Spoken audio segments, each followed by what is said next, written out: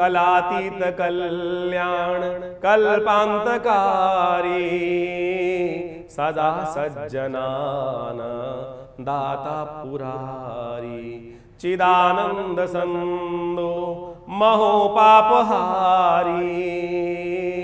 प्रसीद प्रसीद प्रभु मन्मधारी। नमः शिवाय। ओम नमः शिवाय। नमस्कार, स्वागत है आपका आचार्यवाणी में। मैं आचार्य डॉक्टर विक्रमादित्य आपके साथ हूँ और आज का विषय हमारा है आचार्यवाणी में मंगल का प्रभाव कैसा रहेगा कन्या राशि, विशेष तौर पर कन्या राशि वालों के लिए। मंगल अस्त होने जा रहे हैं और कन्या राशि वालों आपकी राशि में ही चल रहे हैं मंगल। जब अस्त होंगे, आरंभ होंगे अस्त होना, और ये बड़ा विकट प्रकार का योग बन रहा है कि मंगल एक लगातार 115 दिन तक अस्त रहेंगे। करीब करीब 4 महीने हो गए। 4 महीने तक मंगल सूर्य के साथ चलते चलते अस्त रहेंगे। ये एक बड़ा विचित्र प्रकार का योग बन रहा है। आपको समझ लेना चाहिए आपका प्रभाव, आप पर किस प्रकार का प्रभाव होने वाला है।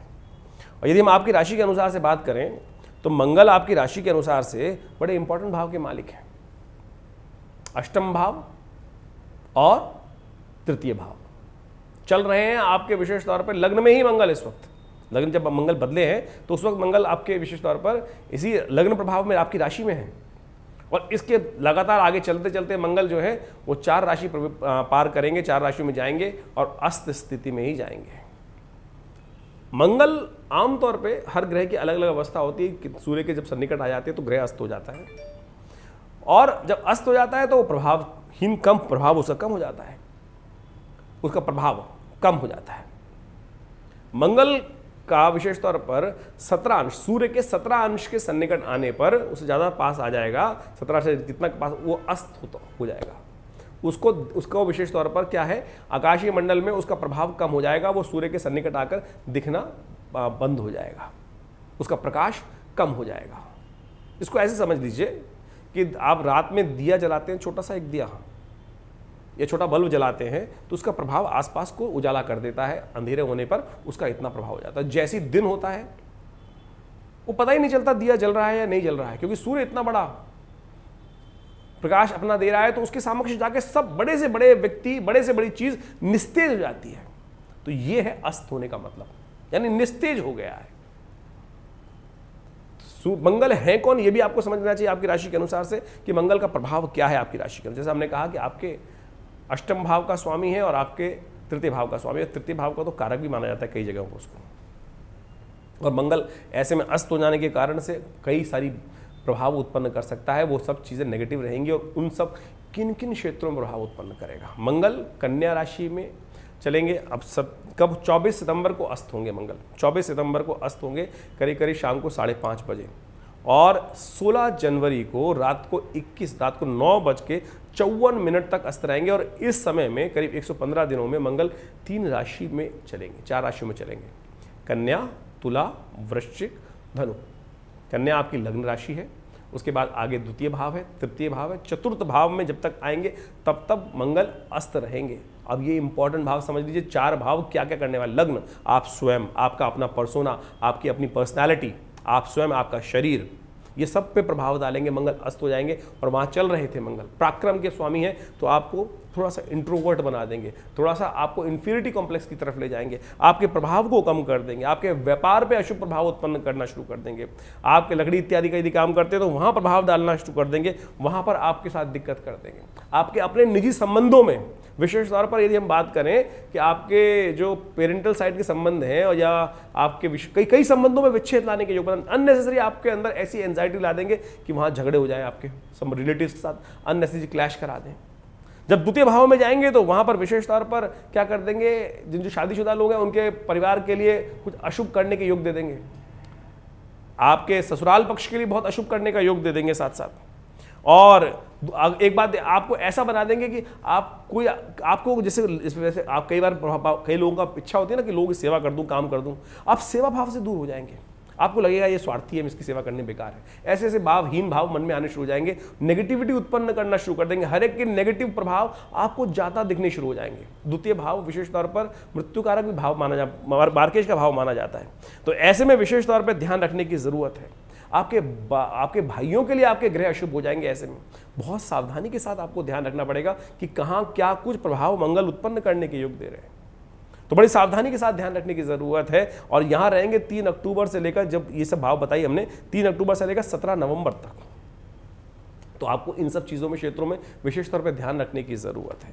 वहीं मंगल जब, और क्योंकि अस्त लगातार चल रहे हैं, तो 17 तारीख को मंगल अपनी गति से आगे चलते चले जा रहे हैं और साथ में सूर्य भी चलता चला जा रहा है। वो अंश कम हो ही नहीं रहे हैं, अंश बेसिकली जो है वो 17 से आगे जा ही नहीं रहे हैं। 17 से दूर निकलेंगे तब जाकर ही तो उदय होंगे, लेकिन वो 17 के आसपास ही, इधर चाहे आगे चाहे पीछे, वो 17 ही 17 का प्रभाव चलता चला जा रहा है। इस 17 के यानी प्लस माइनस 17 से आगे नहीं निकल रहा है, और जब तक इससे निकलेगा नहीं तब तक उदय नहीं होगा।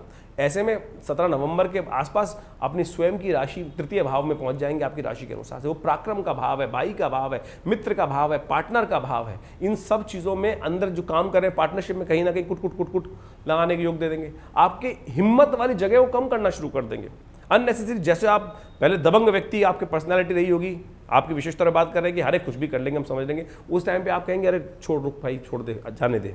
आप कई बार जो होता है प्रभाव वो इस प्रकार से देखा जाता है, जीवन में जो कुछ घट रहा है, बढ़ रहा है, वो आपके इन ग्रहों के अनुसार यदि सूक्ष्म दृष्टिकोण से समझने का प्रयास किया जाए तो ये सब चीजें आप बहुत सुंदर तरीके से समझकर आप कार्य कर सकते हैं।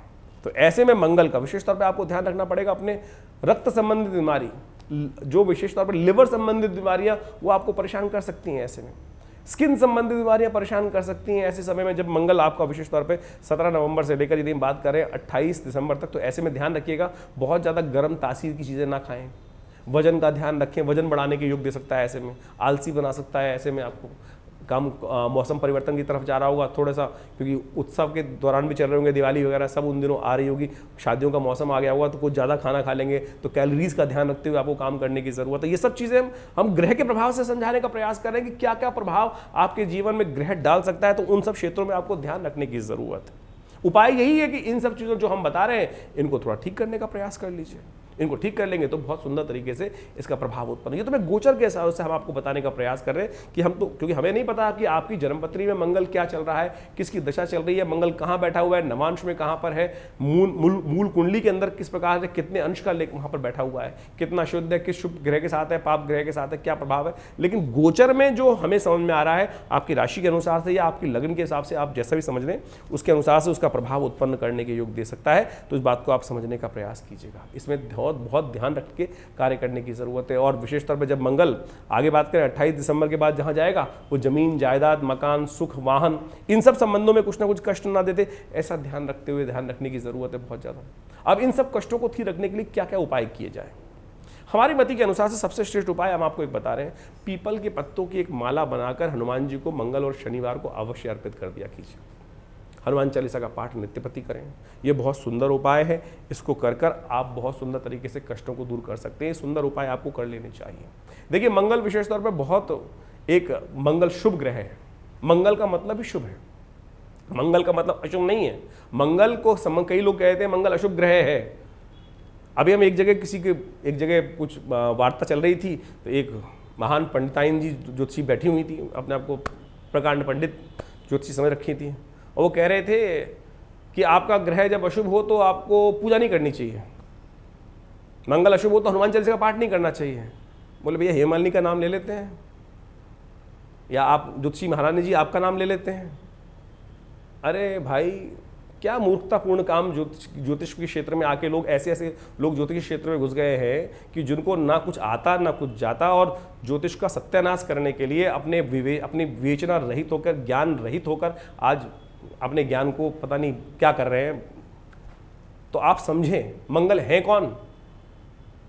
मंगल वास्तविक तौर पे शिव के अंश हैं, धरती के पुत्र हैं, वीरभद्र हैं, जो शिव के क्रोध से उत्पन्न हुए। वीरभद्र के रूप में जब शिव ने उत्पन्न किया सती, जब यज्ञ का विध्वंस करने के लिए दक्ष यज्ञ का, तब वीरभद्र जो उत्पन्न हुए वही मंगल कहलाए। अंगारक चतुर्थी जो होती है, मंगल का जन्म दिवस माना जाता है। हनुमान जी की आराधना करने से मंगल के समस्त कष्ट दूर होते हैं। शिव के अंश तो हैं, इनको ये नहीं पता कि कौन है, और ये लोग आज आपके मन में अलग अलग प्रयास लपलाप करते हैं, ऐसी ऐसी विवेचनाएं उपस्थित करेंगे कि आप आम आदमी बेचारा साधारण है, उसको नहीं पता है, समझ में आती है। लेकिन तो हमारा आपसे अनुरोध है कि आप समझें, हमने आपको एक मूलभूत ढांचा बना के दिया है, समझाने का प्रयास किया है। इनके उपाय इस प्रकार से कर आप सुंदर तरीके से अपने कष्टों का निवारण कर सकते हैं। इसके बाद भी कोई दिक्कत है तो आप फ़ोन नंबर्स आपके सामने स्क्रीन पर है, आप अपना निदान समझ सकते हैं। हमारा आश्रम दिल्ली में विवेकानंद योगाश्रम है। दिल्ली में बहुत बड़ा संस्थान है, पिछले करीब 70 सालों से कार्य कर रहा है। 1960 के दशक से ये आश्रम बना हुआ है। हमारे पिता आचार्य श्री केशव देव जी महाराज के सानिध्य में ये आश्रम स्टैब्लिश हुआ और यहाँ बहुत सारे समाज की सेवा के कार्य किए जाते हैं, बहुत सारे सेवा भाव रखे जाते हैं। बहुत बड़ी गौशाला है आश्रम के अंतर्गत, बहुत भंडारे चलते हैं। रविवार को बहुत विशाल भंडारा होता है, मंगलवार के दिन सुंदरकांड का सुंदर पाठ होता है। नित्यपति हर रोज़ करीब 8 घंटे यज्ञ रहता है आश्रम पर। आप भी हर रविवार को उस यज्ञ में भाग ले सकते हैं। इसके अलावा माँ भगवती की दिव्य प्रतिमा है जो 1947 में मुल्तान से हमारे आश्रम पे पधारी, वो प्रतिष्ठित हैं। बहुत चमत्कारी 400 साल पुरानी प्रतिमा है, भगवती की चमत्कारी प्रतिमा है और उनका दर्शन कर लेने मात्र से समस्त कष्ट दूर होते हैं। और दिल्ली में ये विवेकानंद हॉस्पिटल योगाश्रम 100 बेड का योग प्राकृतिक चिकित्सा का हॉस्पिटल है जो कार्य क्षेत्र में है। भारत सरकार के साथ मिलकर कार्य करते हैं हम लोग और बहुत सारे शोध कार्य करीब 100 पुस्तक के आश्रम की तरफ से प्रकाशित हैं जो भारतीय पराविद्याओं पर है। तो ये बहुत सारे कार्य हैं, हम समय समय पर करते रहते हैं। आप भी विवेकानंद योगाश्रम से जुड़े, समस्त जानकारी के लिए नीचे फ़ोन नंबर दिए हुए हैं, उनसे संपर्क साध सकते हैं। धन्यवाद, नमस्कार।